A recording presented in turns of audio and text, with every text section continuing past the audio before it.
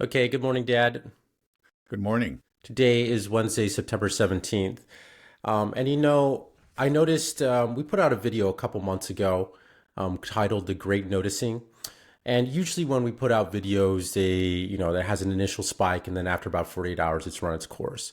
And this Great Noticing video has kind of stayed steady. It gets, maybe like 1,000 views a day. It hasn't ever just dropped off like the other videos. But since the Charlie Kirk assassination, it's picked up again. And the Great Noticing, of course, is noticing this odd relationship between Israel and the United States, whether it's, we go into AIPAC, Epstein, people from the Charlie Kirk assassination. Apparently, it's got put a lot of people down this rabbit hole, and they're noticing. And I'm just thinking, there's so many people in America. We've always had this default position of like, we support Israel. Most people I think don't really know why they have this idea, oh, it's the only democracy in the Middle East, or they're fighting terrorists over there. Somehow, there's some biblical thing. They don't think that deeply about it, but you just sort of have this reflexive thing. It's like, oh yeah, I support this. I support the Jets. I support Israel. It's just kind of what you've done your whole life. But now that people are beginning to notice, it's starting to unravel. And I'm just realizing that, wherever you've gone down, you start going down this rabbit hole, and you realize, wait a second. I've been lied to about Israel. Not only have I been lied to, I've been manipulated. I've been used. This was something that was fabricated, created, pushed upon me so that way they could extract money from me as a taxpayer to not only just to give to Israel, they're using it also just for nefarious things. We see them killing children. So it's not just like, oh, you silly you tricked me. It's like, oh no, you piece of, like, I wish I could cuss. I can't cuss in front of you, Dad. There's this huge amount of anger, I think, that has to be building up. So it's not just like you've been caught in a lie. Now it's like, uh-oh, now we're coming after you, right? That's what I feel like is happening. It's picking up. It's all of a sudden people, the mask is falling off. People are understanding what Israel is in this relationship, and they see 250 congressmen over there right now in Israel kissing the wall, and this 50 states, one Israel. It's just so becoming so apparent to people, and I think you go through different levels of processing this. You go through disbelief, maybe like, that can't be true. And then I think eventually, though, you kind of land on just real anger. And now it's like, no, now Mhm. we're coming after you. And that's terrifying, though, I think it has to be terrifying for the Zionists and the Israelis. And so I feel like they're just so screwed. So Mhm. my question is so, like, what can Israel do? Like, is there a way, can they have a way out if they just came forward and repented and said, yeah, I'm sorry, we used you, we manipulated you, and we took all your money, and we get free healthcare, and you pay for our weapons to kill these kids, whatever. Oops, I'm really sorry, it's messed up, and now, I just don't know what they can do, because like, they will be this will be go down to history, I think, as kind of like the Nazis of our time. And you saw what the Israelis did to the Nazis. We had the Nuremberg trials. They went out and hunted down Nazi collaborators and people that were former Nazi members and assassinate them. Mossad is known to do these things. We were arresting people even like up to now. There'll be a 95-year-old man in Argentina that they like, oh, we got him. Like, that's what you did when they perpetuated this Holocaust against you. Now that you have are perpetuating a Holocaust, and you have lied to us and manipulated us, all this, like, what's going to happen? Who stands trial? Does Israel repent? There's a lot that I'm throwing out there. Just, I'll let you Yeah, take it. right. um, well, I don't know what's going to happen. I'll be honest. But yeah, I mean, there's a real danger of some kind of backlash, and I don't know exactly what form it'll take. But I think a very natural and justified response is anger. There's no question about it. And then, unfortunately, just in human affairs, rarely is any kind of backlash or even justified anger when it's it's never entirely rational, on the social level, unfortunately. And it can choose some targets, innocent targets. Okay, let's just say, among innocent among the guilty. So I guess what I'm saying is that there can be a general backlash against Jews in general, not specifically Zionism. And that's a real fear. I think it's a legitimate fear. If I were Jewish, I would really be worrying about that.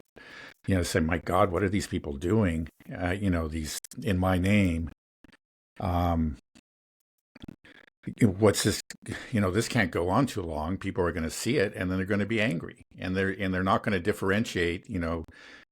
I fear that they won't differentiate between those people like Netanyahu and the Jewish Zionists that do have blood on their hands, and we Jews that don't. That we're always critical of Zionism and actually are fighting hard now.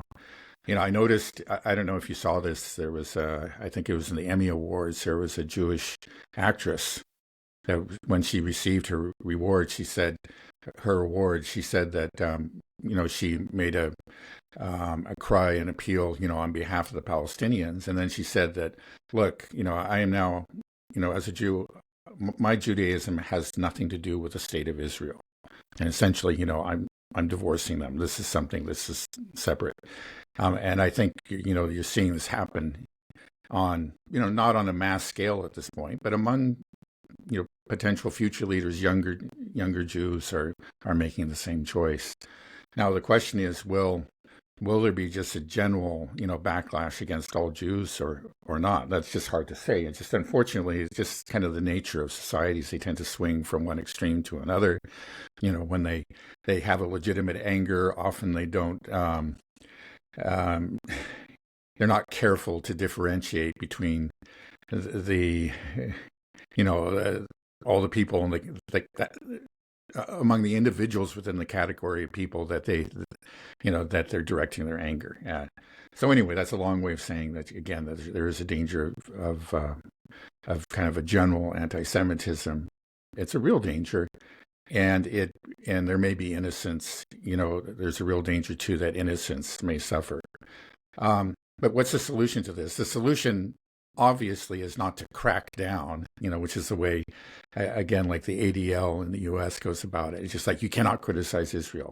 That's what's actually stoking the anger. And it's going to further convince people that, yeah, there's a problem here and that you can't do this to us.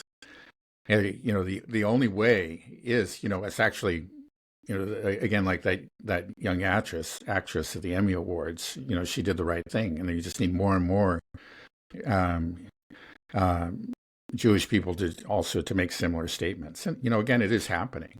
I think that's the best thing that they can do for themselves. And now, could Israel itself suddenly change course and make a difference? I think they've already done permanent damage themselves. And then also, you just don't see any indication of that happening. We've talked about the poll numbers. It's not just that, Netanyahu is not some kind of outlier. He's actually representing on most issues, vis-a-vis Palestine, the vast majority of Israeli Jews. So they just don't see any indication. And like you put it, I think quite well. It's like I think it's people have actually are incapable. When they go far down a road, maybe go on some sort of rampage like the Israelis have, to suddenly stop and say, "Oops, sorry about that. I killed all your cattle and I burned down your house. You probably shouldn't have done that." I think that the actual tendency is like when you get to that point, maybe you begin to have doubts about what you're doing, but you suppress those doubts because actually admitting to it is so painful for yourself, and you realize too when you do that, you're acknowledging your own vulnerable position vis-a-vis the rest of the world. So what do? You just double down and say, well, we just better finish the job, and if we emerge victors, and I think maybe they feel that they have achieved certain victories, against Lebanon and Syria and even Iran. I think that maybe, again, that's distorted, but that's the understanding within Israel, that they achieved a great victory against Iran. That's what their own media tells them, and they believe it. And so there is a sense, well, okay, on the one side, you're telling me, hey, we got to admit that we're committing a genocide and stop it. Yeah, how is the world going to treat us at that point? Or maybe we should just continue down this military path and we'll have victory after victory. In the end, it doesn't matter, what they think about us, whether or not they judge us to be genocidal. What matters is that they fear us and that we rule, the region. And I'm afraid that's the path that they're going to take. I don't see it possible that they can actually deviate from that path at this point. They've gone too far down it. Right, but that path of ruling through fear, we know can't last for long, and that umbrella of fear is, I think it's extending beyond just the region now. It's like, it's here in the United States as well. Our own politicians, like we talked about just on Monday, about President Trump himself fears for his life. So I feel like, what people want is justice. They want accountability. We want to see people held to account. But the problem is that, these people won't come forward, and they won't admit, and they have nuclear weapons. So the more that you start to push and demand and put pressure on them, I feel like they don't have a way out. It's almost like, I don't want to give Israel a way out, but I also don't want them to start nuking everybody, So it's almost like, can there be an off ramp? Like, is there something that we could do to just get this to end, to stop the bloodshed, to hope? But I don't think so, though, because there has to be some held to account for what's happened, for what they've been doing, right? There's going to be an accountability. That this backlash is coming. Yeah, I don't know. What is there an off ramp? Yeah. I mean, Well, again, the only solution that I see to the end that isn't, a nuclear conflagration is actually a change of course by the U.S. political establishment. If the U.S. actually ceases to provide this unconditional support, actually cuts off support to the Zionist state, then we're going to see a real change, because they cannot do what they're doing without this U.S. support, and they know it. Netanyahu very recently gave a speech about Israel's isolation. He said that we need to become a super Sparta, which is an autarkic entity. We need to make all of our own weapons and so on. The markets actually responded very poorly to that, because again, it's just that would essentially, that's a fantasy that cannot be done. Israel cannot rely on its own, and everybody understands that. And if Netanyahu is seeing that, well, a lot of investors in Israel are saying, well, we better get out of here. This is crazy. But I think he does have enough sense. He knows that. I don't know why he made that speech, but he knows that Israel relies on the U.S. I think that if the change will come, the end of the Zionist project will end. I think actually it will end in the U.S. That's where it has to end. And we are seeing there is a real erosion of support for Israel, a very significant erosion. Again, that's what the polls show. And, all these various signs, some things are, again, we're talking about huge shifts in attitudes. And then just, yeah, as you were pointing out at the beginning, it's just right, this growing anger, this growing skepticism, this growing suspicion of Israel, and that's the sort of thing that's going to build and build and build, and at some point, it's just going to become overwhelming. right. And then if it does, and the U.S., we finally elect people, there's a, we finally get rid of the old guard, which is just completely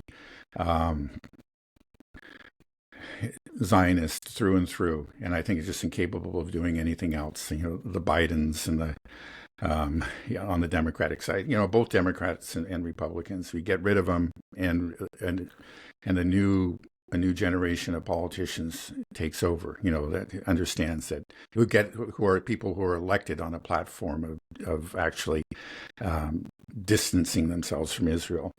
Then we could see a real change, and then we could see the end of Zionism. Hopefully, it won't be, let's say, an apocalyptic end in Israel. I mean, I think there's a chance. Again, if the U.S. makes it clear, hey, we're we're cutting off aid. They start to cut it off. One thing you would do, okay, yeah, within Israel, there is opposition, but it's very, very small and it's very weak. But you would greatly empower those people. That's one of the problems why Israel's where it is that we always gave our support to the extremists. And, the extremists always got away with murder, and that just allowed them to grow, to become what they are now, just to have no sense of any kind of restraint. And just you take that away, and then you actually shift it to that support to the dissidents, and they will start to grow in power. And then maybe we could see a real transformation, or maybe we'll see civil war, but perhaps it'll just be within Israel. I don't know. Something I noticed when I watched our Great Noticing video again just last night, just because I noticed it was picking up again so much. And something I noticed in it is that I was talking I didn't refer to Israel so much. I was talking about the deep state. And for the longest time I feel for like the past 5-10 years, the acknowledgement of a deep state has become more and more mainstream. People kind of admit, yeah, there is some type of deep state, but the deep state is this sort of nebulous, opaque thing that we weren't able to finger point. But I feel like now, maybe this isn't completely fair, but that deep state is now being replaced with, it has a name, and it's Israel. It's Zionism. A lot of people are tying that. And so when I watched the video, I was like, well, if I was doing this now, I probably wouldn't be saying deep state. I would be talking about Israel and Zionist control. And I think that is a huge thing, is that the finger is being pointed now. There is a name to be pointed at. Who is pulling strings? Who is controlling? You start pulling on these threads and like, wait, why are a lot of them leading back to Netanyahu, leading back to Israel, leading back to AIPAC? And so I first of all, do you think that's fair? When we use these terms, deep state and Zionism? I think we need to distinguish between Zionism and the deep state. The deep state is kind of another way of saying the permanent bureaucracy. It's just, that has its permanent policies, regardless of who is elected president. And I think especially true within the foreign policy realm.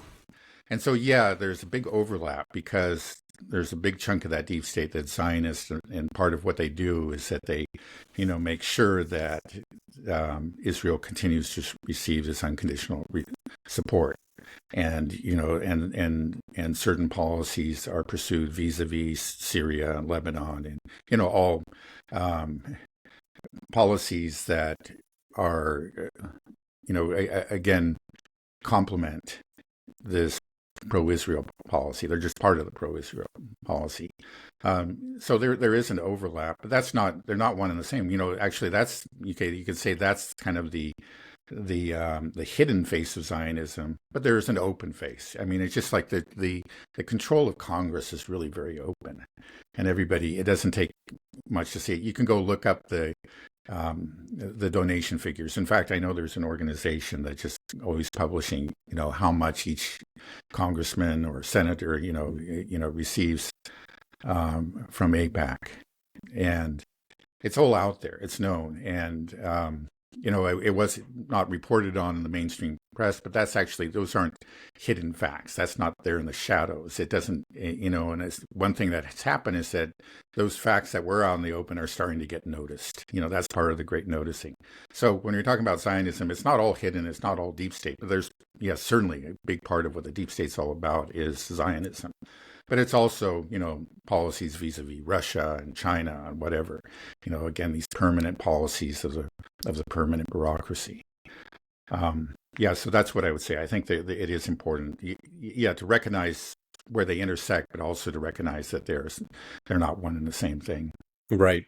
Okay, but a big section. There's a lot of intersection, like you said. So, but that does have a name now. We do have, we are able to point at it, and it's like, okay, this is Israel. It's a big part of the deep state. And then, there's neocons, and the ideological thinking of, global hegemony is perhaps a bit separate, and but they do overlap a lot. Well, I think something, that since the Charlie Kirk assassination, I think, the pro-Israel side jumped on it quickly to try to pin the blame on the leftists. I just don't think it's working that well. Candace Owens had a video out yesterday, and it got over 1 million views in less than an hour. It just shows you how big, and it's all about Israel's nefarious dealings with Charlie Kirk and the pressure that they're putting on him and having to toe the line and say these things. And Tucker Carlson had to also went live with Megyn Kelly. They also pointed the finger at Israel, and these are people that represent conservative Christians predominantly. This is Netanyahu's base. This is Israel's base. A lot of these people are evangelical Christians, at least the youth are. And it's blown open now. And so I'm just thinking it's those people.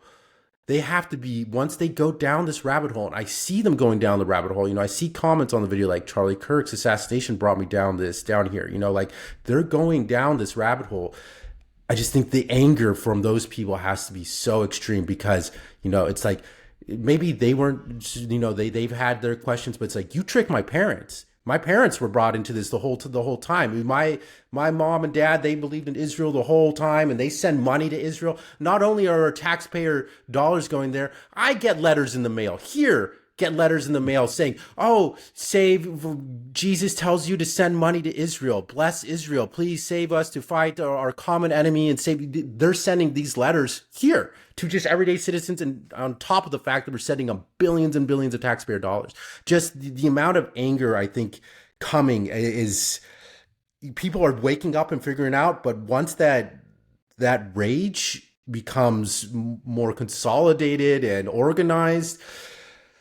Oof, oh boy, it's this thing is going to blow up. And then what's the reaction from the Zionists, Israelis? I mean, what we're seeing is what I'm afraid of. Did you see Pam Bondi, the Attorney General? They're talking about the Charlie Kirk assassination, how horrible it is, and we were talking about before how so many people were celebrating his death and writing all these horrific things. And basically, she was talking about introducing hate speech laws that we're going after these people, and we know where that goes. We know, and that's antithetical to what Charlie Kirk said. A lot of people are posting these things saying hate speech laws, don't exist, and there's no such thing. There's only free speech. That's something that Charlie Kirk was advocating, and now they're turning around to protect Charlie Kirk. Maybe we should introduce these hate speech laws, which we know will mean don't criticize Israel. And then we saw that Brian Mast try to put in that bill, and we'll see what gets passed, that Marco Rubio can revoke the passports or citizenship of U.S. citizens if they criticize Israel.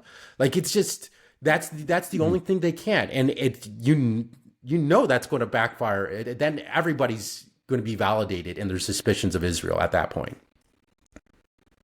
Yeah. I just also wanted to, I agree with that, but I'm struck by how much the right now sounds like the left did, just a few months ago. Because it used to be, for years actually, it was like the attacks on free speech were coming from the left. And they used the same phrases, of course, we support free speech, but but not hate speech. Hate speech is hate speech, and we've got to do something about that. And this was something that, a lot of conservative activists pointed to and said, this is a problem, and this was, and now here we are, and they're using the same language. It's just now that they have power, they do want to suppress speech, and and the speech that they want to suppress actually concerns Israel and Palestine. It's ironic. It's I guess I shouldn't be surprised, but I am somewhat surprised by how quickly it happened. Right. Yeah, I think a lot of people are just waking up to this whole left versus right thing is manufactured. Some of it, of course, is organic, but it's not. This isn't the real battle. There is a good versus evil battle going on here, and I think more and more people are just kind of sick of both political parties. We both understand that they're captured. So there's just a real reckoning happening in real time right now, and I'm just. I want your thoughts on how it's going to play out in this country. Yeah, I really don't know how it's going to play out. It's really hard to predict. This again. We're I would like to see a rational reassessment. You say, okay, yeah, we're withdrawing these funds. We're going to, and we're going to pursue new policies vis-a-vis Israel. No longer are we going to provide the support, et cetera, et cetera. Yeah, and that would be good. And maybe we'll get that, but it just, just like, I was talking about the shift from left to right, you're hoping that, okay, now we'll have free speech advocates in here.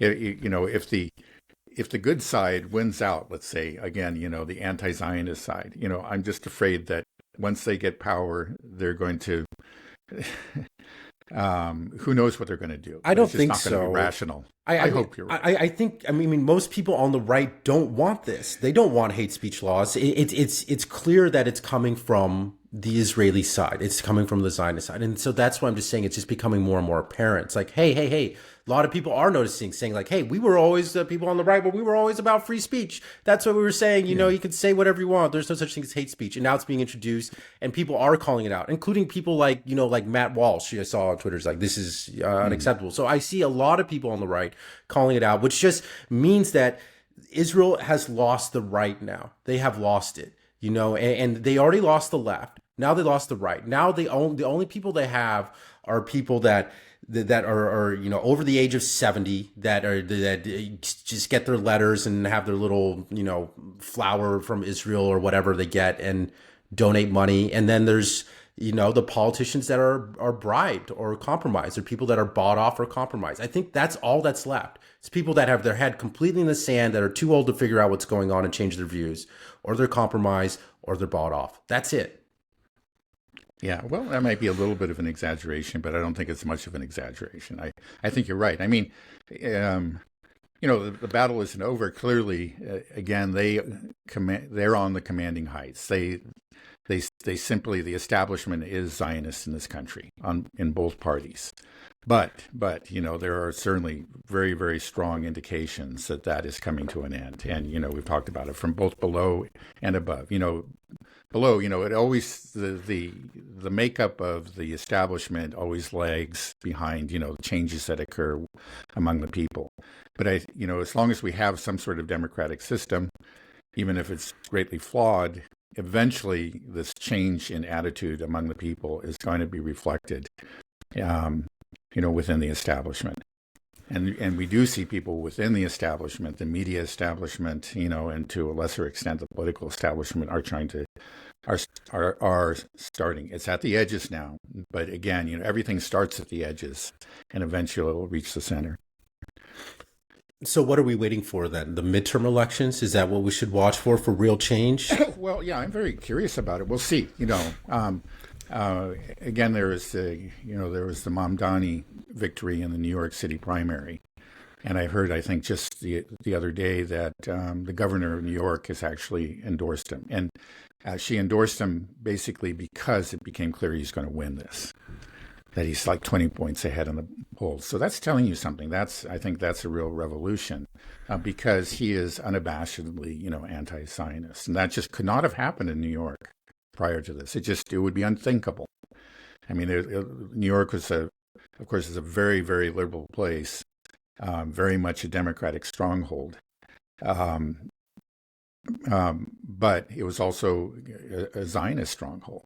And so this is one of the Zionist strongholds that's being taken by storm. That means something, that's the largest Zionist stronghold, I think. Yeah, you can make that case. Yeah, definitely. So, it's not just an economic center, it's a cultural center that's going to have a real impact on the rest of the country. We'll see how firm Mamdani is, once he becomes mayor. We've often been disappointed by politicians. But again, he is a very smart guy. And I think he could make a real difference. Again, we're just talking about one city, but it's an awfully important city. And then, yeah, as for the midterm elections, we'll see. It's going to be really interesting. Are we going to see the beginnings of, a new generation of politicians? That AIPAC is going to go all out. It's probably pouring money into campaigns right now. I'm sure, of course they are, doing their best to defeat the challenges to their Zionist candidates. But we'll see. Maybe has there really been a shift? Yeah, I believe there is, and I think we'll see all kinds of upsets, and I certainly hope so. I'll be terribly disappointed if we don't. We 100% will. I mean, I just can see the amount just in the past month, how far people have shifted. And then we talk about in the past, it's monumental. Every month it's picking up steam. And I just feel like by the time the midterms come along, I feel like the majority of people are going to be single voter, single issue voters. And that is, what is your stance on Israel? That's where I am right now. And I think many people listening to this, many people out there, they're going to be the same position. We can disagree on a plethora of social issues, and that's fine. But this is the moral test of our time right here. Is this? If a politician comes up and just starts talking about how great Israel is, instead of addressing the problems we have here, instead of addressing the genocide that we're watching, then it's just like, you're done. You're done. And I hope that this Mandani, that's a message to all the political candidates out there. Like, look, you field somebody that is that's pro Israel, that's a hardcore Zionist, he's dead in the water. Don't even, he won't get past, you'll get single digit support. That's my opinion. And I hope you're right. yeah, we'll see. I really think so. Okay. Anyways, maybe we can jump into some new stuff. Unless there's anything else you want to tack on. No. Okay. Well, okay. Let me just shift gears over. So this is something that I saw just this morning when I woke up, that, there's a missile that struck a building, a residential building, a home in Poland. And apparently what I'm understanding, that it was fired from a Polish F-16. An AIM 120 missile that struck it. And from my understanding, this is also confusing. So Poland has a prime minister and a president, but the president is now demanding to know, what happened here, that it was an F-16. And then the prime minister saying, okay, regardless of what happened, Russia's ultimately to blame for the destruction, because it launched the drones and whatever. So can you tell me what's going on? So is it true? Poland fired a missile and struck a... Yeah. Right. Well, this is not an unusual occurrence. This is something that happens, I think, in Ukraine fairly frequently. And whenever it happens in Ukraine, the Russians are always blamed. So it may be back when they had S-300 missiles, an S-300 missile would, miss its target, as very often happened, and it would land in a residential area and maybe killing some civilians in a residential building. And then the Russians would, the Ukrainians would claim that this was a deliberate attack on this residential building. This is going to happen when there are missiles flying around the air.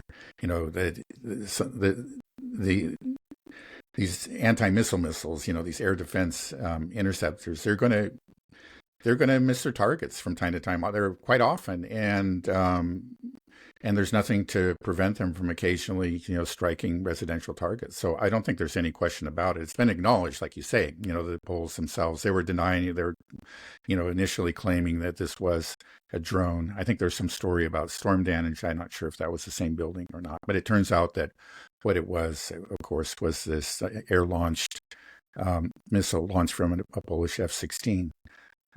There's the president, I guess it's Naraki, he has been more critical of the Ukrainians. Like, he's not at all reluctant to talk about the historical crimes, the atrocities that were committed by the Ukrainian nationalists against the Poles. And that has irritated the Ukrainians to a great extent. So, yeah, he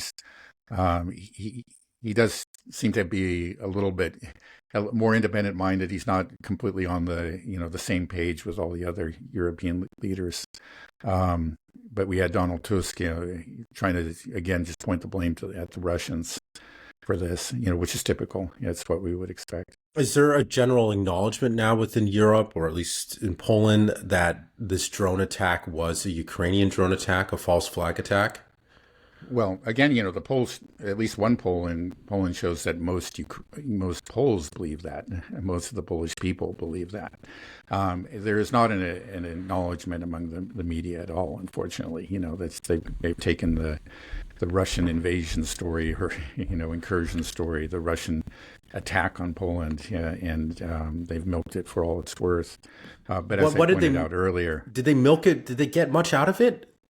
Well, it was a pretty big deal. I mean, it's just something that, in within the dissident media space, it didn't receive so much attention because it always seemed kind of silly. Again, these are these duct taped plywood and foam drones, and it seemed likely that it was a false flag, if not a false flag, maybe just an accident, the consequence of some sort of EW strike on a a fleet of these drones. But within the mainstream space, it received a lot of attention. It was talked about as some sort of as a real attack, and I'll give you. And there were some really extreme responses. Uh, one example would be, I guess, Anders Osland. Now, this person is an interesting character. He's a Swedish economist, and he actually worked with Jeffrey Sachs back in the early 1990s. Starting before the fall of the Soviet Union and afterwards, but they took very divergent paths. So you have Jeffrey. We all know about Jeffrey Sachs and the position he takes, but this Anders Osland, he posted after this drone incident. He said that what NATO needs to do, or Poland at least, is to actually send ballistic missiles at St. Petersburg, which is just insane. But you do have a lot of people. He's over kind of at the extreme, but you do get a lot of that. I mean, there is a lot of overheated rhetoric, and I felt it personally. Our mutual friend Chip up in Rugby, he spends a lot of time watching TV, and he was really riled up about it. He was very upset that Russia was attacking Poland. That's the way it was portrayed. Now, again, when you look at what like NATO itself says, they're actually much more careful. They don't want to have a war with Russia. And, there's the fact, again, as I pointed out, that Article 5 was not invoked, which is an admission that it wasn't really an intentional, that it was not an intentional attack. Instead, it was Article 4. Yeah, but in the media space, I think it's just like a lot of these European leaders, they know what it was. I assume, maybe I'm wrong, but I think they know that it wasn't anything very significant. But they're always looking for a chance to raise the temperature, to escalate, to try to pressure the U.S. to renew its commitment to Ukraine. I think that's what it's all about. So, I mean, I don't want to say that it's definitely a false flag, but it seems to be all evidence is pointing that way. So if this is a false flag, a lot of evidence anyway. Yeah, yeah. It might. I have to say it's possible that the Russians, for whatever reason, just sent in these decoy drones. You couldn't really call it an attack because they don't even carry explosives. But it was some kind of intrusion, some kind of provocation. But I don't know why they would do that, to be honest. Well, I thought we can't say that they don't even have the range to get there. Yeah, right. Yeah, exactly. That's what the Russians said. And if you look it up on Wikipedia, they give an even shorter range for these drones. So I don't even know how it could have been the Russians. You're right.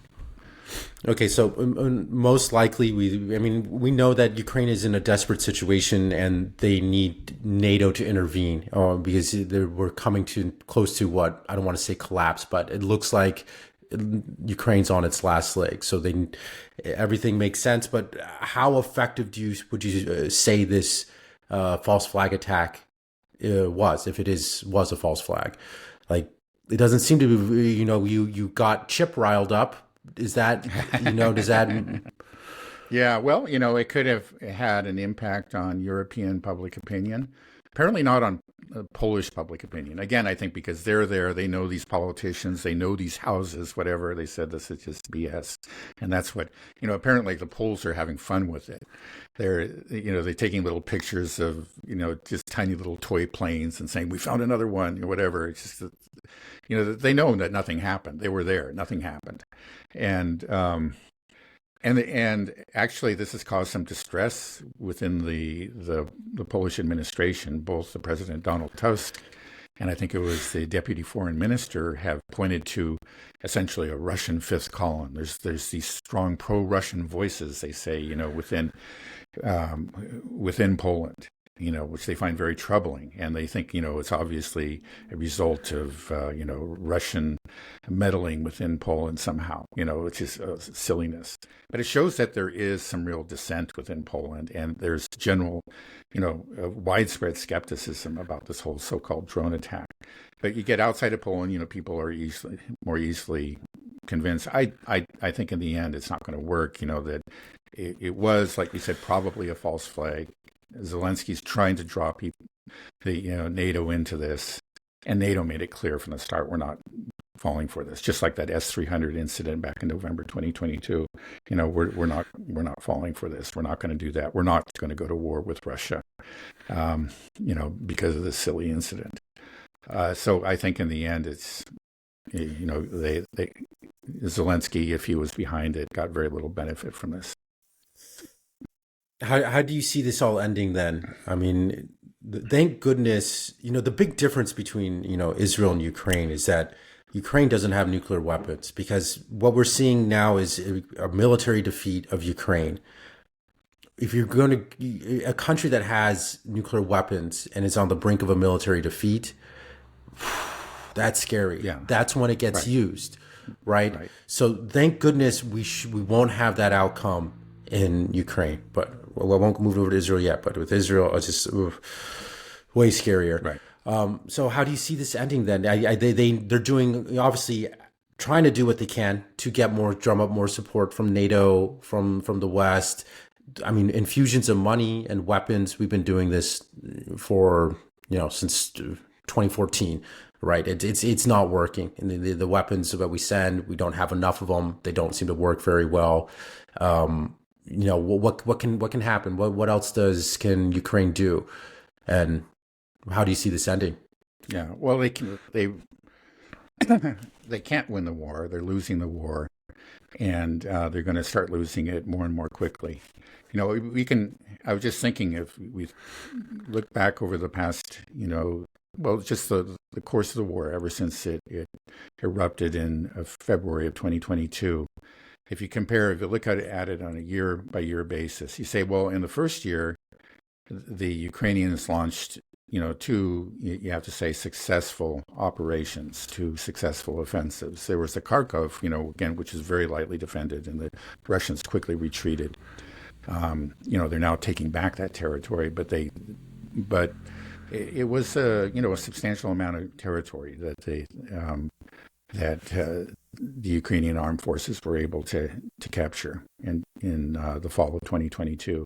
And then in Kherson, actually, that offensive was less effective, but the Russians basically held the line there, but then they made the decision. I'm sure it was a painful decision to retreat behind the Dnieper, to pull out of Kherson city and to move their defensive line behind the Dnieper. They were worried about those forces that were on the right bank of the Dnieper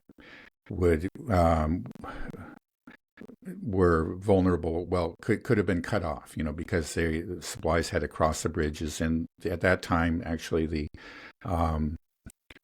Ukrainians were having success, in actually damaging and even destroying bridges. And so anyway, this was a decision they made. So there were these two areas, Kherson and Kharkov, substantial amounts of territory that the Ukrainians were able to recapture.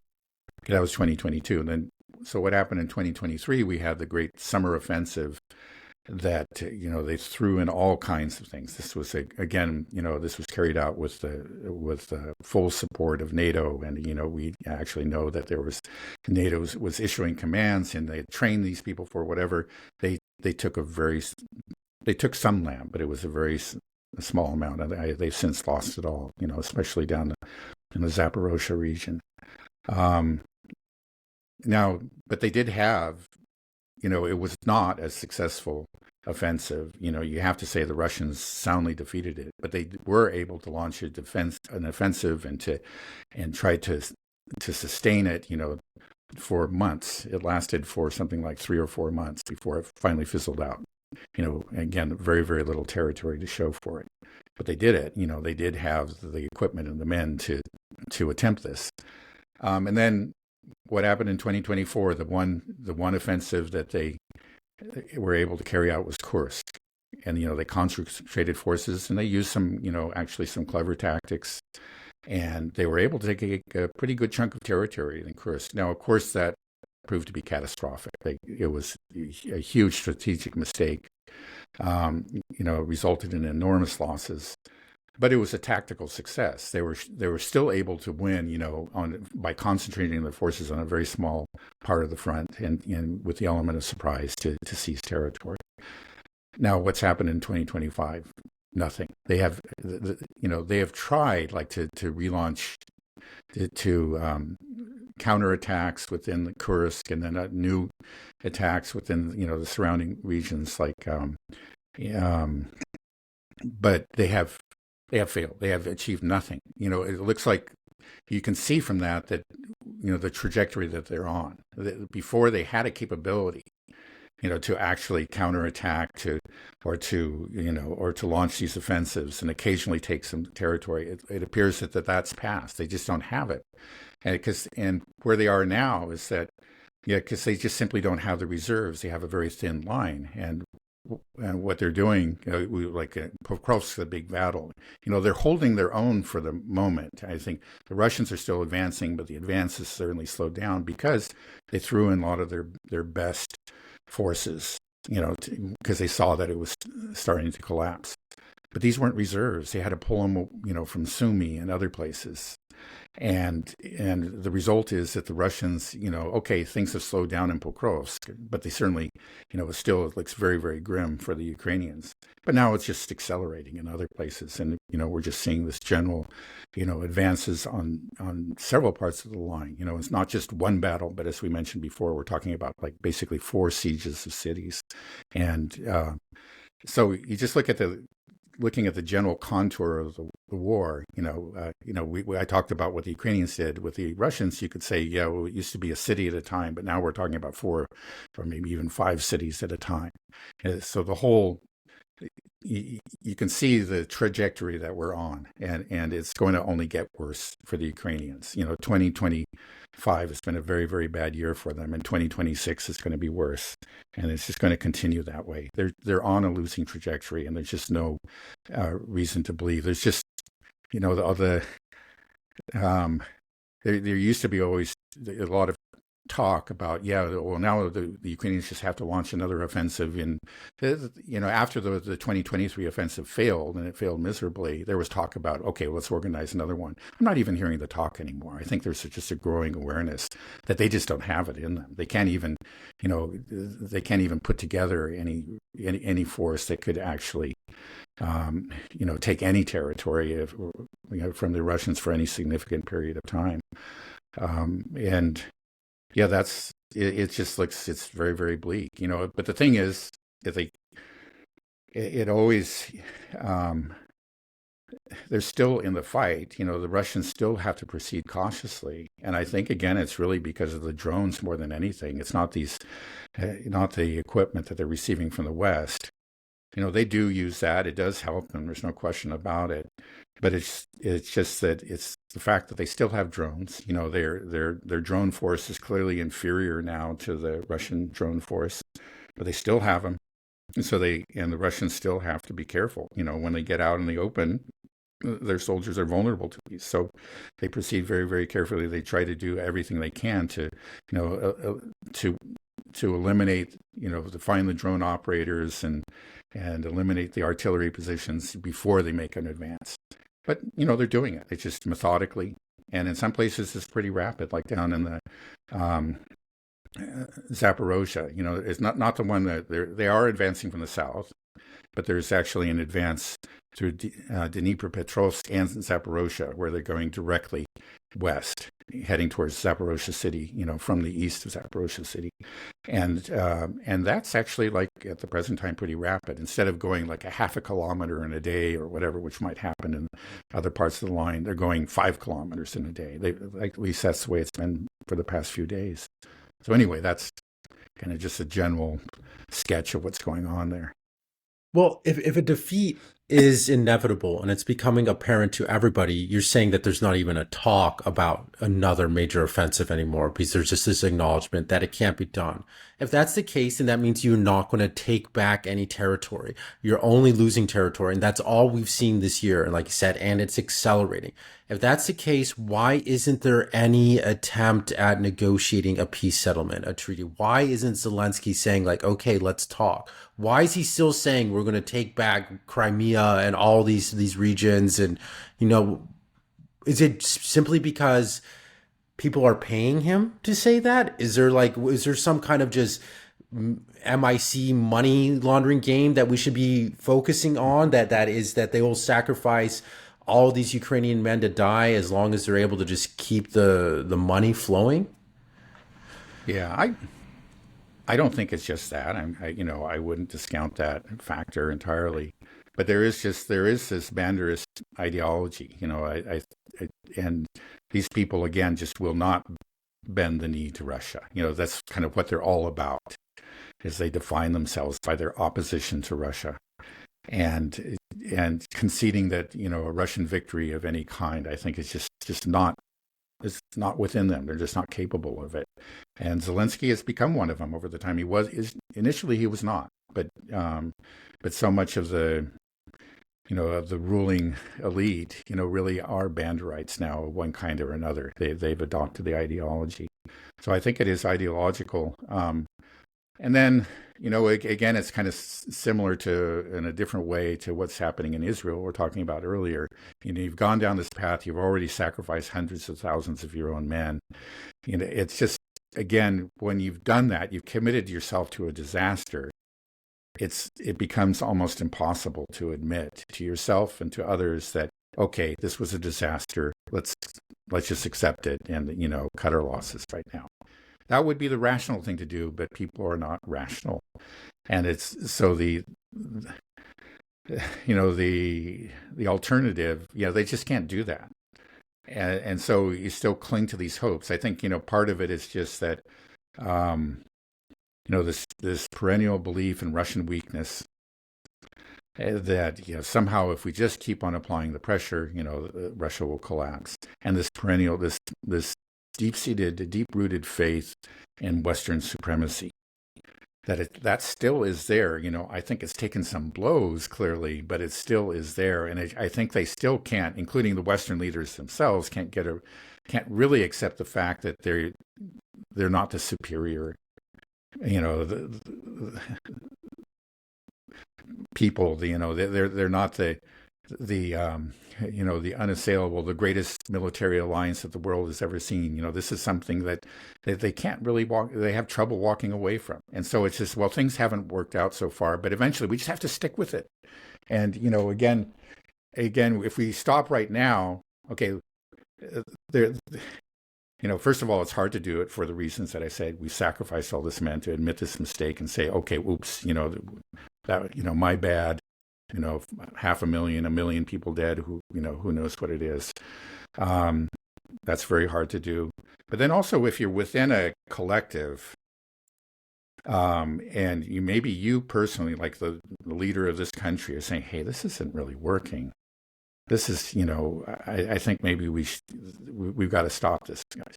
You go out and you say that, and you become part of a movement to actually end support to Ukraine and just to capitulate to the Russians.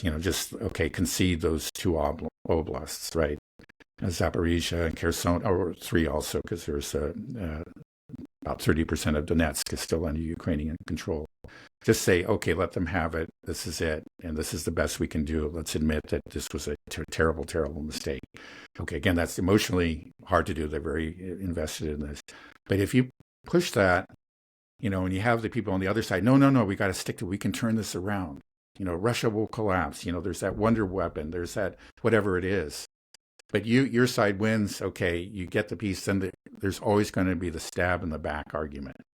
And they say, we would have won if it wasn't for those people, right, who surrendered to the Russians.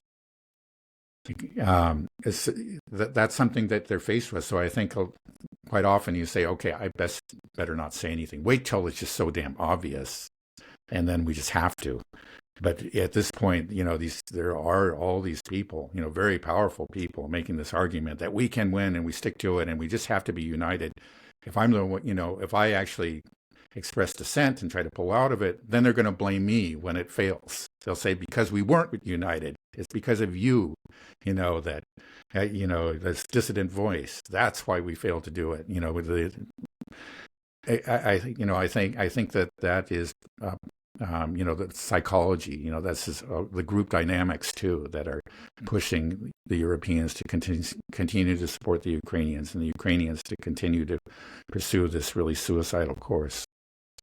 It's scary just to think that the lives of so many people often just depend on just one person or just a handful of people. And it's sometimes just their ego, their narcissism that will keep it going. Because what's happening is that it seems like NATO, these Western countries, are just stringing Ukraine along to say, hang in there, keep dying, keep fighting, we'll keep giving you some money. Meanwhile, all these countries that are funding this war, they're being just drained. Their economies are in shambles. People's are having trouble just surviving now in the West. It's really crazy. And you have talk like, prepare for war with Russia by 2027, and that's just telling Zelensky, stay in there, keep rounding up men, keep finding people, send out more and more press gangs, throw them in the front line of the meat grinder. Just slow it down, throw women in there if you have to. We don't care.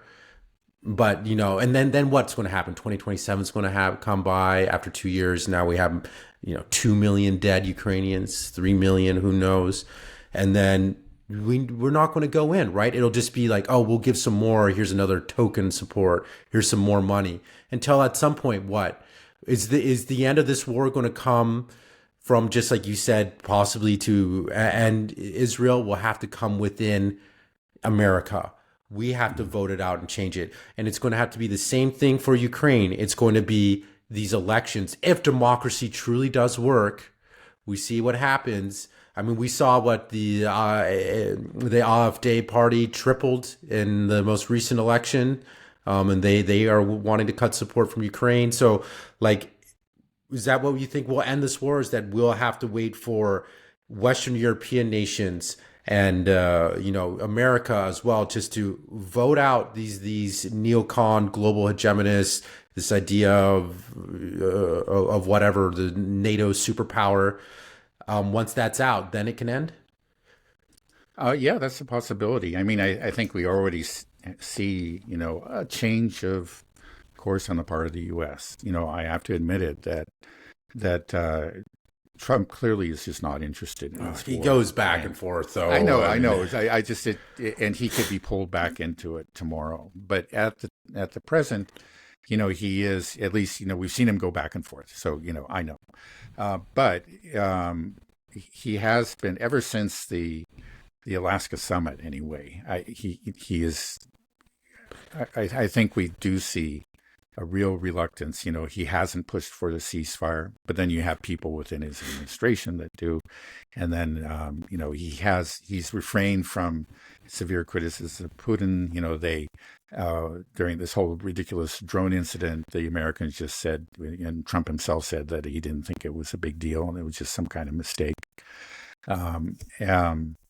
And they are sticking with this new formula. Again, the Europeans have to pay for it. And I think that's just unquestionably, maybe in the end that wouldn't make much difference. The problem is the actual constraints, the limited stockpiles, the limited production capacity. That puts a hard limits on it. But I think this further, this new arrangement where the Europeans have to pay for it, that creates a further complication, and it's going to slow the flow even more. And so, I think there is something real that's happened, on the U.S. side. We'll see how long it lasts. And as I pointed out many times before, if there's a true collapse, and I think eventually, I should say really not if, but when there's a true collapse on the Ukrainian side, then we'll see if Trump can really hold the line. He may just panic with the rest of them and go all in, but it'll be too late. Anyway,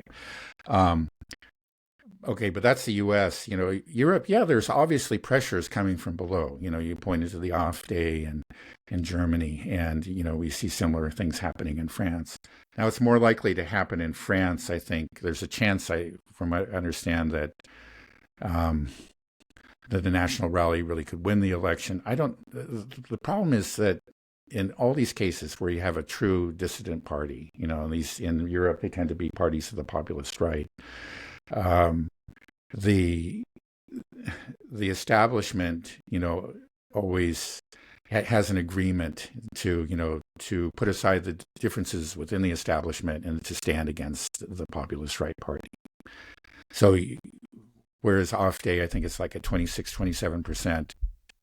They are the most popular party according to the polls in Germany. Another poll came out, I think, just today that confirmed that. But if they win only 27% of the vote, you still have 73%. The rest of the country will unite against them, unfortunately.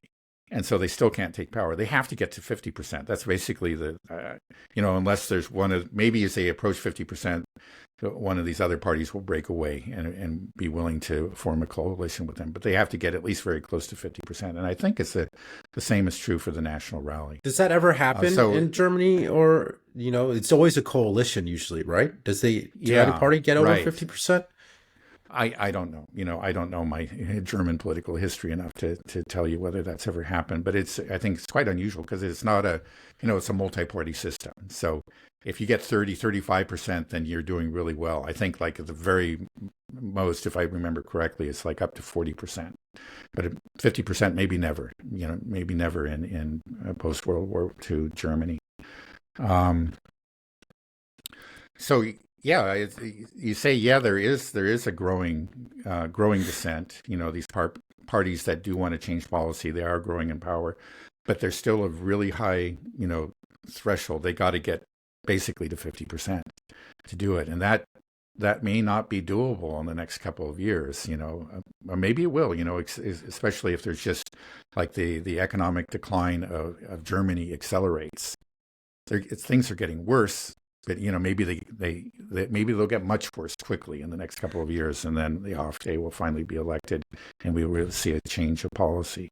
But yeah, it's just there's in the short run anyway. I don't think there's a whole lot of reason to be hopeful. Yeah, I feel like we're entering the dark ages. I don't know. Yeah, I mean, this also this policy where we say Europe to pay for the war, I think that's got to be causing a lot of anger within Europe as well, because the Europeans are struggling financially. I mean, we are here as well in America. Like the cost of housing in this country is insane now, and just the cost of just to meet the bare minimum, put a roof over your head and just get food on the table, it's really getting really expensive. And I think a lot of people are asking this question, like we were always told we're the wealthiest country in the world, the most powerful country. Look at all of our Fortune 500 companies, all this wealth. Well, where is it? $1 trillion goes to the military industrial complex. Why is it so hard for people my age to buy a house, to start a family, to just live a normal life? It's what happened to the wealthiest, greatest country in the world, and the Western Europeans are supposed to be part of that as well. They're an extension of that, the part of the system. And now we're being told we have a mountain of debt that can't be paid. Like every U.S. citizen owes, I don't know, $200,000 of worth of liabilities for the U.S. government. It's impossible to pay this off. We owe all this money, and all this money is going where? Going to Israel. Oh, we got to send more money and more weapons to the military industrial complex. You got to prepare for war. We can't build your household goods and items anymore because we got to work on building tanks, even though nobody uses tanks in the 21st century. It's just insane. It's just we don't have any manufacturing here. We don't have. It's just everything feels hollowed out, and just the future just looks so bleak for us normal people that just want to live a normal life, have kids, feel safe, don't have to have this burden of this pressure of all this debt and the increased cost of energy and just normal household items. Now everything's made in China, but now everything's going to be slapped with tariffs. And Trump is telling you got to put sanctions on secondary sanctions on China and India. It's just insanity. Hmm. I feel like the plan is just to just the elite are just going to just we're in the loot the empire stage. I've said it before. They're just going to take everything they can while they can it, and then we're just going to be left holding nothing, just an empty bag. And then comes the anger, comes the finger pointing, and this is where it gets scary because everybody will start to say blame, like, no, it was the right, it was the left, it was this or that, instead of just feeling like, no, the left and the right, in my opinion, it's like, it's like choosing between Pepsi and Coke. They're all just they're just politicians that are self-interested, and they're beholden to their lobby groups, and that's it. It's like they don't give a damn about us. And so it just, I hope that something good will rise out of it, but I'm afraid that it could also descend into chaos and finger pointing and blame and social unrest and civil strife. Yeah. Well, yeah. Well, I don't know what to add to that. Yeah. Again, I don't know where it's all going to go, but um, I think those things are inevitable. Exactly what form they'll take, and to and to what degree, I don't know. But yeah, we're not on a sustainable fiscal course. That there is going to be a crash at some point, and yeah, that will have an impact. I mean, if we're still supporting these wars, again, like you've pointed out, I think several times in the past, the silver lining is that maybe the crash here will mean the end of the support for the wars, and a crash in Europe too. Yeah, but who knows? It's hard to. It seems like a kind of a fool's errand to depend on something like that, but it may be just the way things they work themselves out. Again, it's just like you don't see any real awareness at the top, real intelligence. So it just may be that reality, the economic realities in the end will just have to force a solution on this, on these ridiculous projects, the Ukraine project and the Zionist project. I hope so. I hope so. Okay, well, Dad, is there anything else you want to add, or should we end it there? I think we can end it here. Yeah. Okay, sounds good. All right, thanks a bunch, Dad. Have a good rest of your day, and I'll talk to you soon. Okay, you too. All Okay. right. Okay. Bye bye.